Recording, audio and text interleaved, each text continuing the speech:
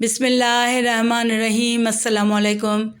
ملک الموت ایک دن موسیٰ علیہ السلام کے پاس آئے تو حضرت موسیٰ علیہ السلام نے فرمایا کہ دیدار کے لیے آئے ہو یا قبض روح کے لیے آئے ہو؟ ملک الموت نے کہا میں روح قبض کرنے کے لیے آیا ہوں۔ حضرت موسیٰ علیہ السلام نے فرمایا تو اتنی اجازت دے دو کہ میں اپنی والدہ اور خاندان سے الوداع کہہ سکوں۔ ملک الموت نے کہا میرے پاس اتنا وقت نہیں ہے۔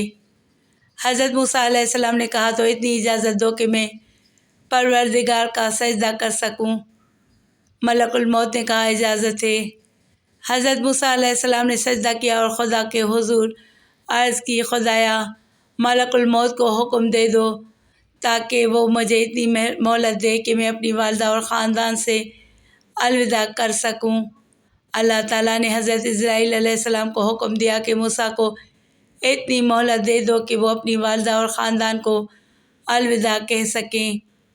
اجازت ملی۔ حضرت موسیٰ علیہ السلام ایک دن ایک یہودی نے آپ کو دیکھا تو بار بار دیکھنے لگا۔ مجھے اجازت دیں، آخر اس سے رہا نہ گیا، پوچھنے لگا اے لڑکے تیرا والدہ نام نے کیا ہے؟ فرمایا کون سے سفر پر جا آپ رہے ہو؟ صلی اللہ علیہ وآلہ وسلم نے حضرت جواب میں موسیٰ علیہ فرمایا السلام نے احمد۔ عرض کی سفر آخرت درپیش ہے۔ یہ سن کر والدہ بھی بہت رونے لگیں اور اپنے بیٹے کو الوداع کہا۔ پھر آپ علیہ السلام اپنی بیوی بچوں کے پاس آئے اور انہیں الوداع کہا۔ آپ علیہ السلام کا بچہ چھوٹا تھا، وہ آپ سے لپٹ گیا۔ کسی طریقے سے آپ علیہ السلام کو چھوڑنے پر آمادہ نہ ہوا۔ حضرت موسیٰ علیہ السلام بچے کی محبت سے بہت متاثر ہوئے اور عرض کی خدایا میں مزید مہلت چاہتا ہوں کیونکہ میں اپنے اس بچے سے بہت مانوس ہوں، نہ جانے میرے بعد اس کی نان نفقے کا کیا بنے گا۔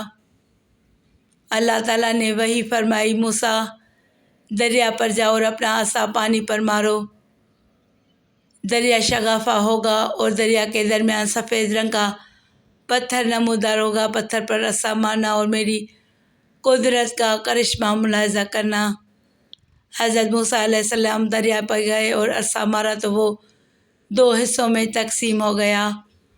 آپ علیہ السلام نے دیکھا کہ پتھر کے عین درمیان میں ایک کیڑا بیٹھا تھا جس کے منہ میں سبز پتا تھا جسے وہ چبا رہا تھا اور اس کے ساتھ ہی پانی کا ایک چھوٹا سا گھڑا تھا۔ جب موسیٰ علیہ السلام نے یہ منظر دیکھا تو اس وقت آواز قدرت آئی اے موسیٰ تم نے میرے رضاکیت کا یہ منظر دیکھا۔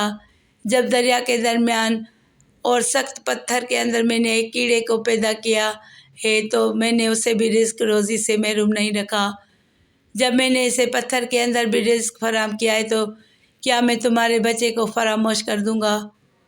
اولاد کے لیے تمہیں پریشان ہونے کی کوئی ضرورت نہیں، میں ان کا نگہبان ہوں۔